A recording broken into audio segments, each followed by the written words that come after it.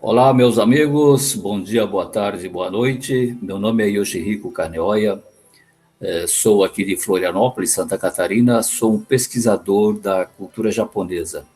Hoje nós vamos falar sobre a história e evolução do kanji, mais conhecido entre nós como ideograma, não é?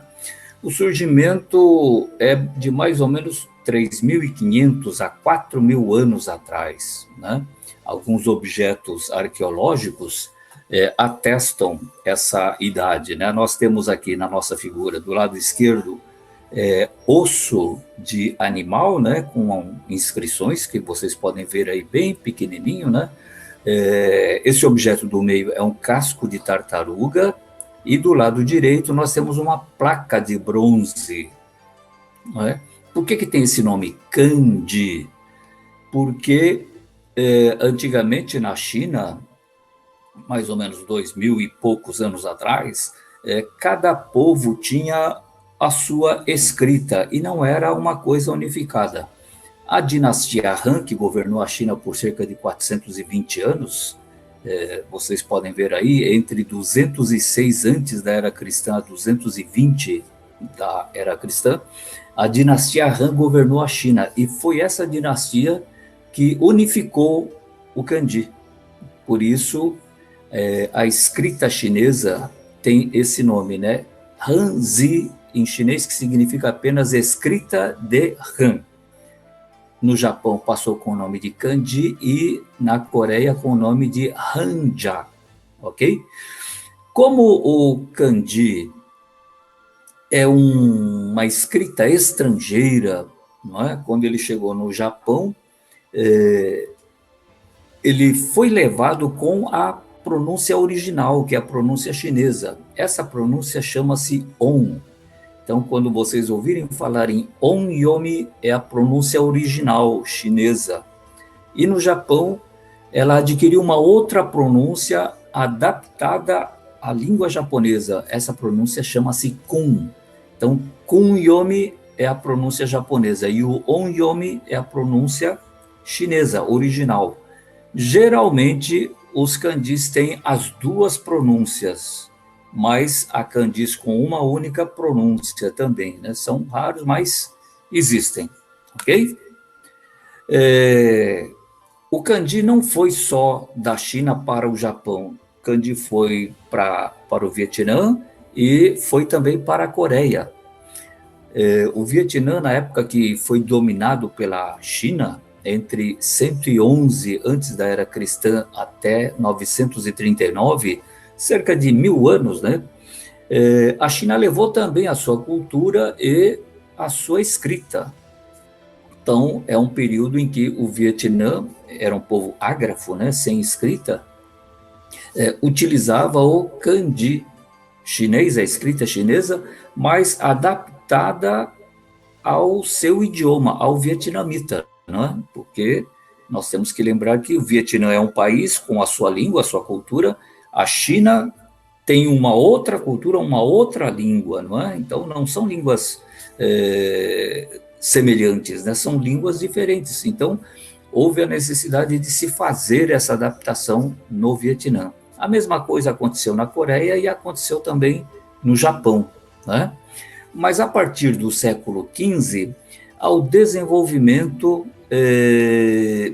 de uma adaptação do kanji para o próprio idioma vietnamita, como eu falei para vocês. Só que a partir de 1920, o governo vietnamita resolveu simplificar a alfabetização do povo e acabou abandonando o kanji e adotou, então, o alfabeto romano, que é esse que vocês estão vendo aí, né? O nosso alfabeto, mas com alguns sinais diferenciando algumas letras em relação ao nosso alfabeto, mas a base é o alfabeto romano, ok? Agora eu vou mostrar para vocês como é que é a escrita na Coreia. Vejam vocês, a Coreia, entre 109, quando ela foi ocupada pela China, a China levou também a sua escrita, né? Então, mais ou menos durante 600 anos, A Coreia utilizou também o kanji adaptado à sua língua, né? Mas em 1443, um imperador coreano criou um alfabeto chamado Hangul, que é esse que vocês estão vendo aí. É composto de 14 consoantes e 10 vogais. E a partir de 1949 foi abandonado o uso do kanji e em detrimento da própria escrita coreana, que é muito mais simples, né? Mas como o kanji, eu vou mostrar para vocês no último quadro, a pessoa que escreve bem o kanji, conhece bem o kanji, é considerado alguém da intelectualidade. E aquele que escreve bem o kanji é uma habilidade artística, né? Por isso se constituiu numa arte, a parte chamada Shodo, que significa a arte da escrita, né? Isso tem calígrafos tanto na China como na Coreia como no Japão, né? Como na China e no Japão ainda hoje se usa muito o kanji, o número de calígrafos naturalmente é maior, né? Ok? Vamos falar sobre os princípios de formação dos ideogramas. São 6 os princípios, ok? Então, o primeiro princípio, o mais primitivo de todos, é a representação pictórica. O que é isso? É um desenho do real, daquilo que vocês veem é desenhado o objeto, né? Então, por exemplo, árvore, sol, gente, lua, porta, né? Ouvido, roça, força e mulher, é esse que vocês estão vendo aí. A árvore lembra bem uma árvore, né? A lua, etc, né? Força, isso aí é a representação de 2 braços. A roça é uma plantação, não é? Dá para ver aí os canteiros, ok? A diagramação é apenas um sinal dizendo, por exemplo, embaixo é esse ideograma que vocês estão vendo aí com um tracinho, é um T com um tracinho embaixo, né? Em cima é um T invertido com um tracinho em cima, indicando a posição, o que é que se quer dizer, né? O 1, o 2 e o 3 é exatamente isso, é o número de traços que identifica o significado do kanji, né? Depois, o terceiro critério é a sugestão. O que foi, como é que o chinês bolou essa forma de escrever o kanji?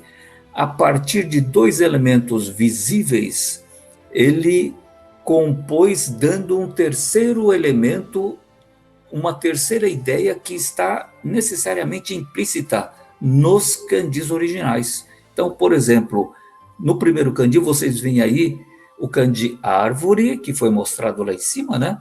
E do lado é o kanji gente. Né? Lá em cima está com um formato de Y invertido, mas aqui, para se compor o radical, ele assume uma outra forma, né? Então, gente ao lado de árvore dá o verbo descansar, né? Como não dá para escrever, desenhar o descansar, o que o chinês fez? A partir de 2 elementos visíveis, ele compôs um terceiro elemento invisível, né? O verbo descansar. No mesmo processo de construção, nós temos aí o verbo ouvir. Observe que tem a porta, né? E no meio tem o ouvido, ou seja, o ouvido encostado na porta é o verbo ouvir. Depois, segurança, esse kanji de baixo, nós já falamos ali em cima, é o kanji mulher, em cima é teto, ou seja, é uma mulher que está em casa, isso é segurança, né? E o kanji homem, como que é o kanji homem? Observem aí, o quadradinho com uma cruz no meio é roça, embaixo são 2 braços, ou seja, quem ia para a roça lavrar a terra era o homem, porque era necessário força, né? Não, é uma época que não havia maquinização, não havia trator, etc. E era preciso lavrar a terra com a força dos braços, né? Então, quem é que fazia isso? O homem, né? Verbo gostar é formado por mulher ao lado de criança. Isso para o homem, ou para os chineses antigos, era gostar, né? Mulher junto com homem, junto com criança, dá o verbo gostar. Lá em cima nós vimos o kanji de árvore. Aqui nós estamos vendo bosque. O que é o bosque? Um conjunto de árvores, né? Então, duas árvores dá a ideia de um conjunto de árvores, que é o bosque. Mas três árvores significa o quê? Que há muito mais árvores do que um bosque. Então, é o kanji para floresta, tá ok? A combinação ovelha tem esse sinalzinho, né? Isso aí foi um kanji que foi evoluindo, evoluindo. Vocês estão vendo aí na cabeça esses dois tracinhos para cima. São os dois chifrinhos do carneiro, né? Então, o resto compõe o rosto do carneiro. Mas como oceano e ovelha tem a mesma pronúncia em chinês, como é que eles diferenciaram? No oceano, vocês estão vendo do lado esquerdo, ele tem três tracinhos. Esses três tracinhos é o radical para água. Então, na mesma pronúncia ovelha e oceano, na escrita, como é que eles vão diferenciar? Oceano é aquele que tem o radical água, ok? E quando não tem radical, naturalmente é ovelha ou carneiro, né? Derivação de significados. O instrumento musical, a leitura on é gaku, né? Por isso, em japonês, ongaku é música, né? Gaku fu, partitura, né? Mas outra leitura para gaku também é raku. Raku significa alívio, né? Quando esse kanji foi levado para o Japão, por derivação de sentimento ou de sensação, digamos assim, o instrumento musical, a música, dava prazer ouvir. Então, o verbo tanoshi ou tanoshimu, tanoshi é ter prazer, tanoshimu é o verbo, né, ter prazer. Então, o verbo tanoshimu escreve-se exatamente com esse kanji que vocês estão vendo aí, ok? E, por sexto e último critério, nós temos o empréstimo fonético. Esse kanji que vocês estão vendo aí é o verbo vir, em japonês, né? No chinês, a pronúncia on é lai, que significa vindouro, próximo, né? Como é que o japonês aproveitou isso? Ele aproveitou para dizer aquilo que vai acontecer, aquilo que ainda virá. Então, Raishu, shu é semana, Raishu, semana que vem. Raigetsu, getsu é mês, então mês que vem fala-se Raigetsu, Rainen, ano que vem, né?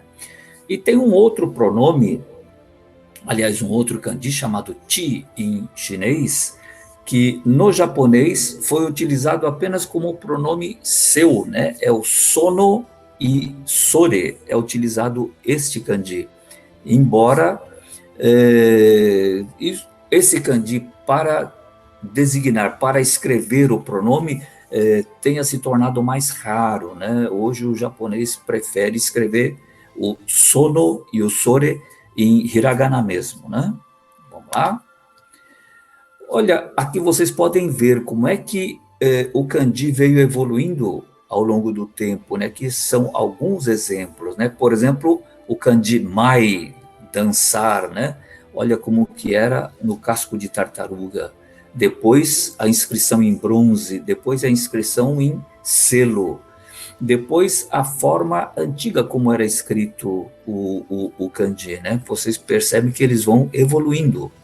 Esses três últimos já são as formas modernas, os estilos modernos do kanji atual, né? Então, esse que está escrito Square Style, em japonês é falado de kaisho, né? Escrita cursiva, né?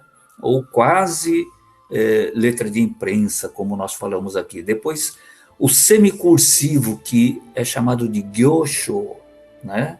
Ele está um pouco mais, nota-se um pouco mais de velocidade nessa escrita. E o último, que só mais os olhos bem treinados conseguem identificar, porque ele está bem cursivo, né? Bem, em japonês fala assim, kuzushi, né? Está bem no kuzushi, bem desmanchado, né? Mas no Japão, tanto o gyosho, né, o penúltimo como o último, é a forma preferida dos calígrafos, né? Embaixo vocês estão vendo o substantivo, né, mulher, né? Esta forma que foi evoluindo, né? Vocês observem o último, para quem lê japonês, isso aí é o hiragana, a sílaba me, né? No japonês, o hiragana, tanto o hiragana como o katakana, eu vou mostrar no próximo quadro, né? Eles derivaram de kanjis. Então, todo hiragana é uma forma sosho do kanji, não é? Olha aqui o kanji mulher, né? Onna, dá o kanji, dá o hiragana me, ok? Depois, portão, como nós vimos lá, ele foi evoluindo, evoluindo, evoluindo, até chegar nesse risquinho que vocês estão vendo aí, né? Como eu disse a vocês, olhos treinados são capazes de identificar isso, né? Depois, o kanji, haha, mãe, né? Ele foi evoluindo, evoluindo, até chegar naquele ponto. Observem que o kanji mãe e mulher são bem parecidos, né? Qual é a diferença? Ele tem uma cobertura a mais em cima e tem 2 pontinhos no meio. Esses 2 pontinhos representam os seios maternos, né? A mamãe, lá antigamente, no tempo que não havia leite em pó, mamadeira, etc., a criança era amamentada diretamente no seio materno, né? Então, esse é o representativo da característica materna, né? Vamos lá? Aí, aqui eu estou mostrando para vocês a partir de que kanji nasceu tanto o katakana como o hiragana. Isso foi lá mais ou menos pelo século VIII, mais ou menos, né? Alguns monges resolveram simplificar a escrita do kanji e apanharam alguns kanjis e deram a eles uma forma mais simplificada de escrever, né? Pegaram o kanji, fizeram lá o kuzushi e determinaram, olha, isso aqui vai ser o A, esse é o I, esse é o U e etc., né? A partir disso, a escrita se tornou acessível também para as mulheres e para as classes mais pobres no Japão, né? Porque a escrita era privilégio da nobreza e do clero. Só gente rica, gente poderosa, monges, guerreiros, barões, príncipes, etc., daimyos, né, shōmyos também, que tinham acesso à educação, tinham acesso ao letramento, né? Mas com os monges simplificando o kanji, nasceu aí o hiragana e o katakana. Foi quando as mulheres começaram a participar da vida cultural japonesa. Ou seja, foi pela mão das mulheres que a literatura japonesa tomou alguma visibilidade, né? Teve visibilidade. Se vocês forem pesquisar sobre a história do Japão, vocês vão ouvir falar em Murasaki Shikibu. É o romance da antiguidade, da época, um pouco depois da época Heian, mais famoso no Japão, né, chamado Contos de Genji. Genji Monogatari, que já até virou filme, né? Genji Monogatari foi escrito pela Murasaki Shikibu, graças à simplificação da escrita do kanji, né? Toda ela escrita em hiragana. Fez muito sucesso, né? Contemporânea a Murasaki Shikibu nós temos uma outra grande escritora, né, chamada Sei Shonagon, né? Sei Shonagon escreveu 5 anos antes de Murasaki Shikibu, no ano de 995. Ela escreveu uma obra muito famosa chamada O Livro de Cabeceira. Para quem tiver curiosidade, podem procurar na internet. Isso virou filme por um cineasta chamado Peter Greenaway, que fez o filme para comemorar o primeiro milênio do romance de Sei Shonagon, O Livro de Cabeceira. O filme também tem o mesmo título, né? O Livro de Cabeceira. Ok? Vamos seguindo. Isso aqui é para mostrar para vocês como o estilo, né? Aquilo que eu falei para vocês, né? O kaisho, que é uma escrita cursiva, é bem legível, né? O gyosho, que é um pouquinho mais desmanchado, um pouquinho mais rápida a escrita. E o último que eu falei para vocês, que é o sosho, preferido pelos calígrafos, né? Tanto o sosho como o gyosho, né? Esse kanji tem uma curiosidade, é o kanji chamado via, estrada, caminho, né? Lê-se michi em japonês, né? Leitura kun. A leitura on, a leitura chinesa, é o do ou to, né? Mas, como eu disse para vocês, o japonês utiliza e muito a leitura on, né? Então, esse kanji que vocês veem quando vocês virem escrito judo, é esse do, né? Karate do, aikido, shodo, né? A arte da escrita, né? Sado, o caminho do chá, né? Kado é um outro nome para ikebana, não é? Esse kanji tem uma curiosidade que eu vou contar para vocês. Nem todos os kanjis têm uma origem assim poética, lírica, como costumam relatar os estudiosos do kanji, né? Entre eles, se alguém tiver curiosidade, o Haroldo de Campos escreveu um livro muito bom chamado O Ideograma, né? Ali ele cita várias origens de ideogramas e quase sempre com um sentido poético, né? Um sentido lírico muito bonito. Mas esse kanji tem uma origem, digamos assim, violenta, trágica, né? Vou contar para vocês por curiosidade. Esse kanji do lado direito é o kanji para pescoço, né? Cabeça, tal, o cabelo saindo ali para cima, né? Isso é o kanji de pescoço. E do lado esquerdo é para pés, caminho, pés, né? E como é que isso daí significou caminho, via, né?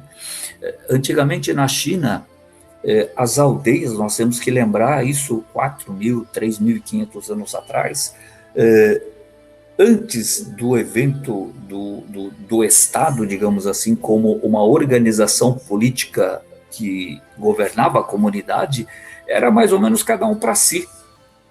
Então, era aldeia contra aldeia, povoado contra povoado, era Deus nos acude, cada um para si. Então, os guerreiros que derrotavam o inimigo costumavam decepar, arrancar a cabeça do inimigo e desfilava com essa cabeça dentro da sua própria aldeia. Não é? E depois de algum tempo, claro, isso daí era motivo de orgulho, é uma demonstração de valentia. Né? E depois de algum tempo ele pegava essa cabeça e enterrava na entrada da aldeia. Nós temos que lembrar que a aldeia era uma coisa cercada, né, para evitar a entrada de inimigos. E o portão principal era por onde os moradores entravam e saíam. Então, eles costumavam enterrar essa cabeça na entrada da aldeia para mostrar não apenas a valentia da aldeia, né? Essa aldeia tem guerreiros valentes, mas também por uma questão de magia. Eles acreditavam que a cabeça do inimigo poderoso enterrado na entrada da aldeia espantava maus espíritos, né?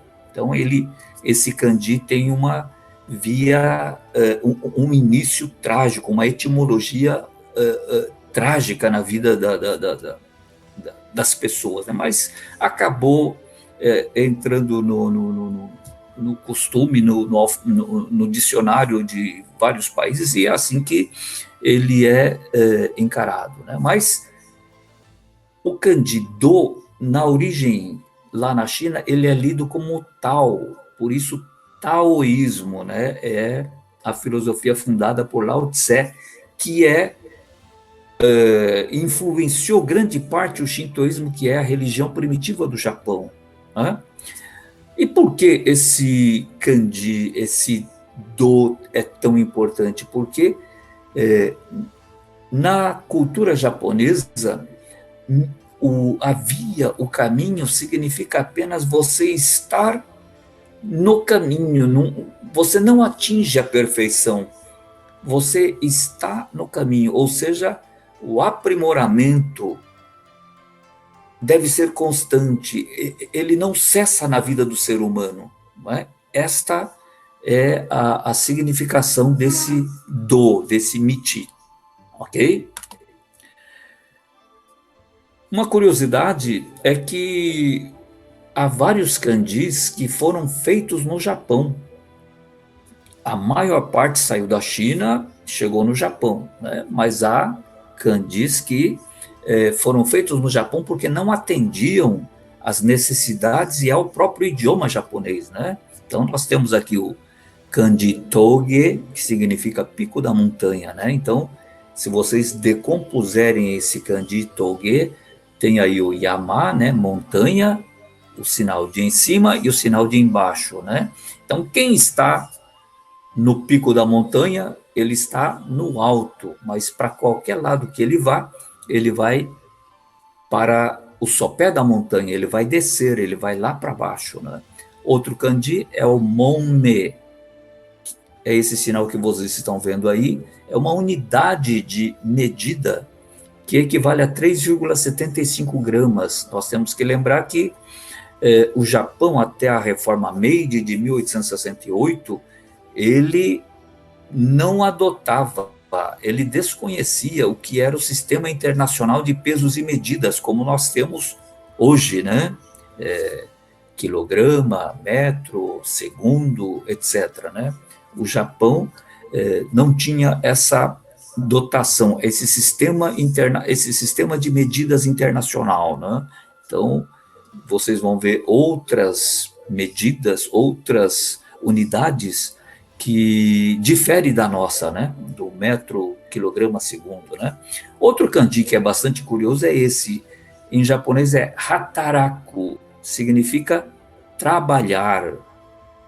Se vocês olharem o kanji, ele são 3 partes, né? A primeira é gente, pessoa, o meio é pesado e o outro, nós também já vimos, é força, chikara, né? O kanji que veio da China foram esses 2 primeiros juntos. Força e coisa pesada, significava movimentar, né? O Goku, no Japão, passou com o nome, adquiriu a pronúncia Konji Ugoku, né? Mas o japonês achou que faltava um kanji para trabalhar. O que ele fez?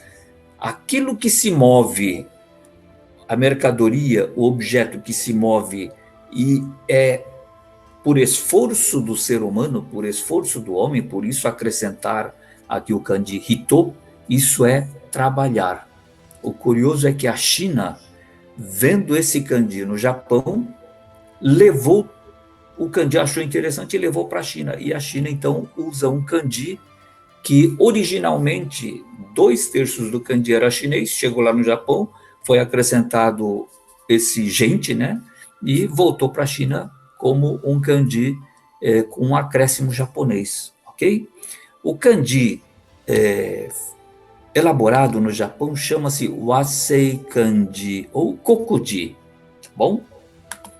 Aí, seguindo, no kanji há vários casos de homofonia e homografia. Homofonia, mesmo som, né? Homografia, mesma escrita e geralmente mesmo som, né? Mesma pronúncia. Os casos mais clássicos, né? São vários, mas eu peguei aqui aquilo que quase todo mundo conhece, né?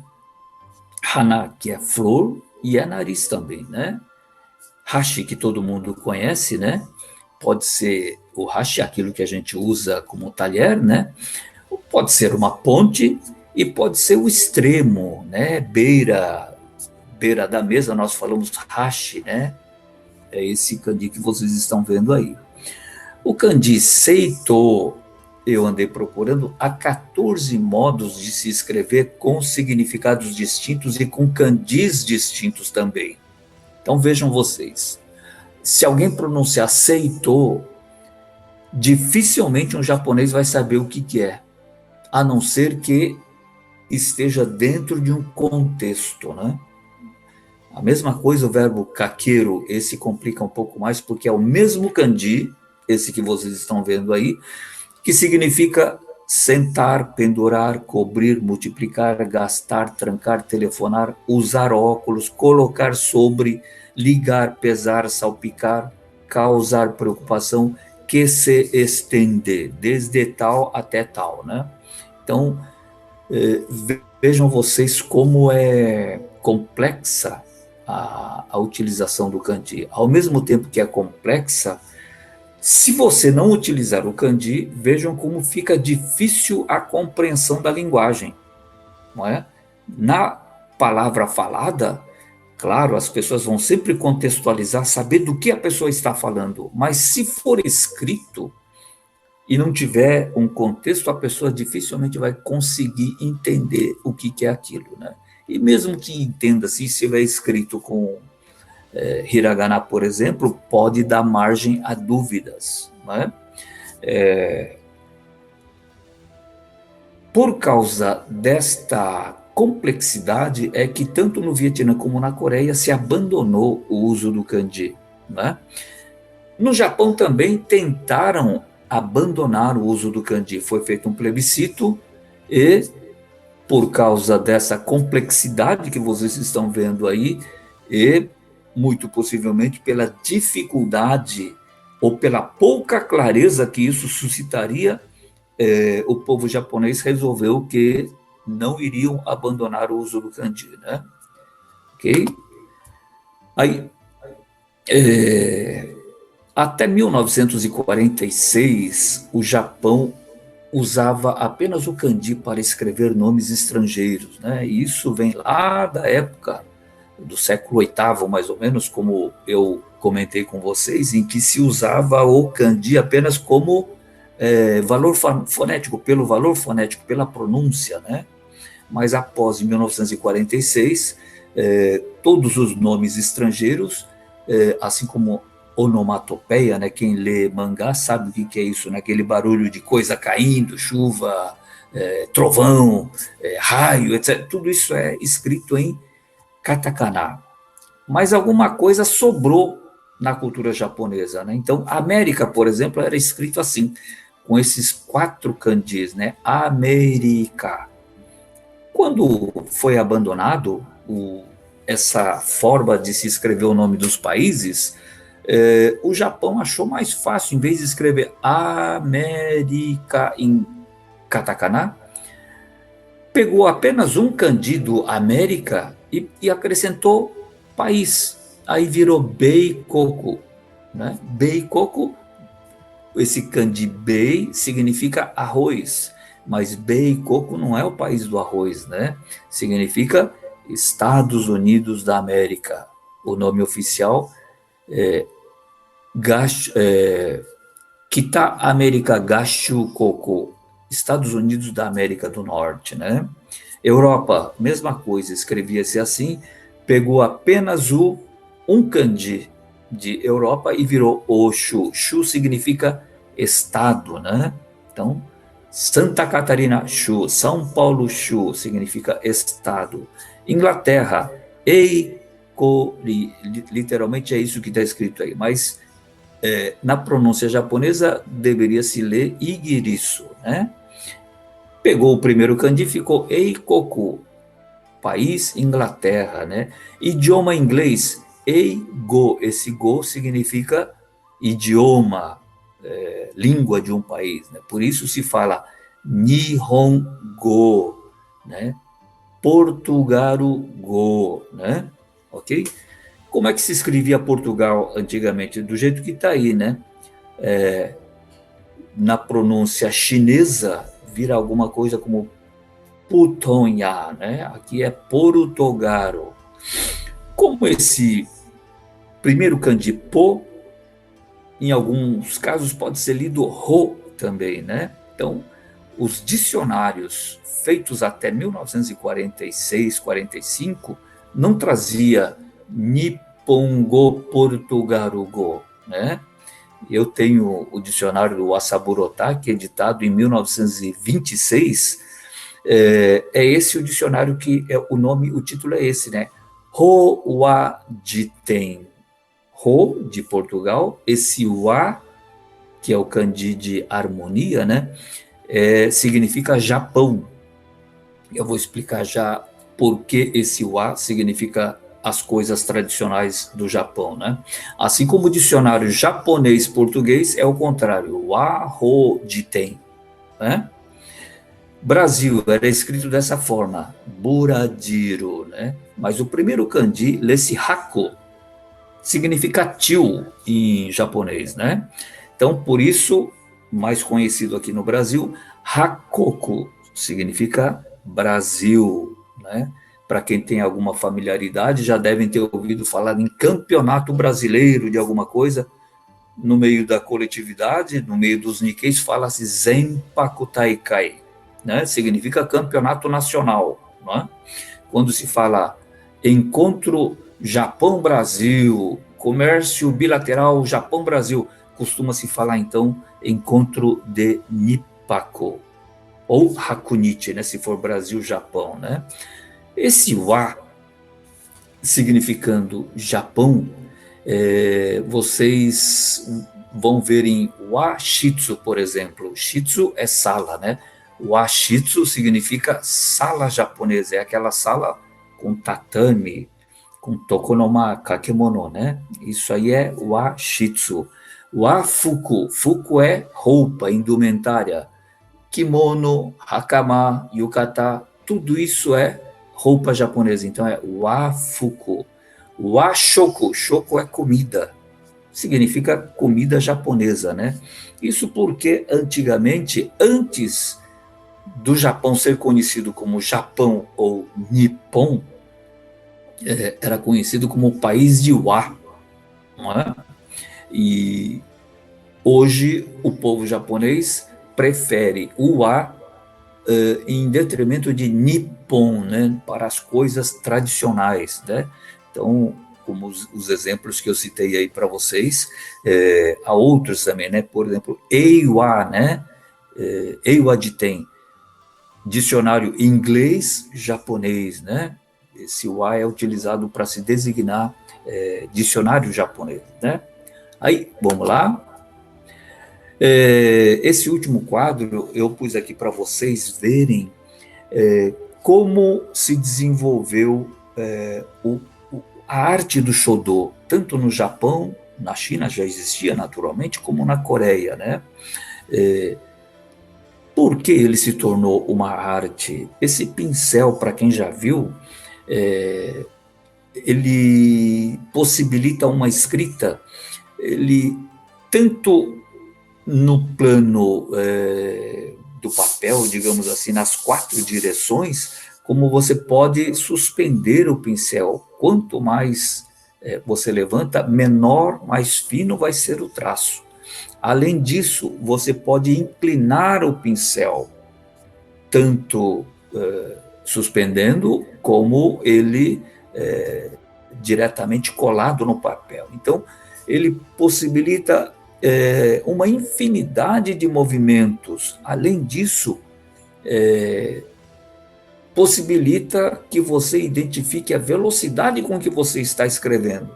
Então, na escrita, se percebe a delicadeza, a velocidade, a robustez e às vezes até a violência, né? Há escritos assim que se você vê assim a tinta meio que espirrada assim, né? Tudo isso é uma escrita artística, né?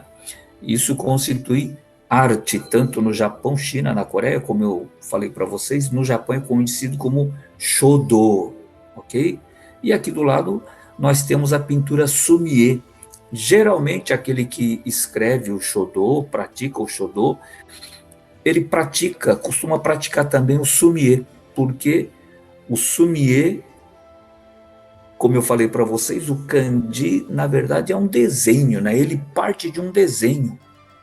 E o Sumie nada mais é do que o desenho daquilo que você vê ou daquilo que você imagina, né? E qual é a característica do Sumie? Os traços são simples, são minimizados, né?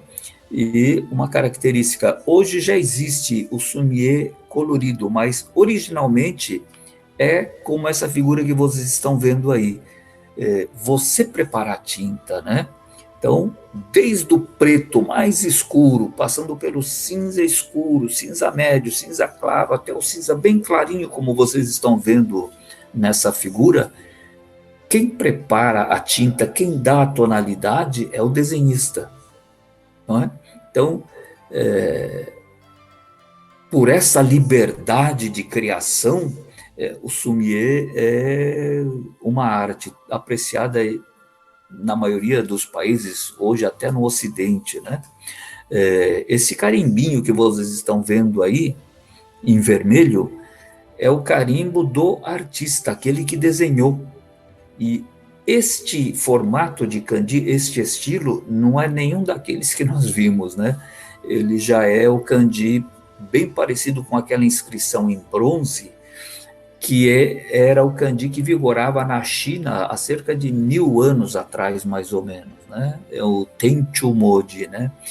Tradicionalmente se escreve dessa forma esse carimbo, né? Ok? Ok, pessoal, por hoje é só. Eu espero que vocês tenham gostado. Foi um prazer apresentar para vocês alguma coisa da cultura japonesa, do ideograma, que eu acho muito interessante. Para quem tiver curiosidade, há vários livros, né? Mas um em especial eu recomendaria a vocês, para quem quiser assim uma abordagem mais literária, né? Mais artística, né? É o livro de Haroldo de Campos chamado Ideograma, ok?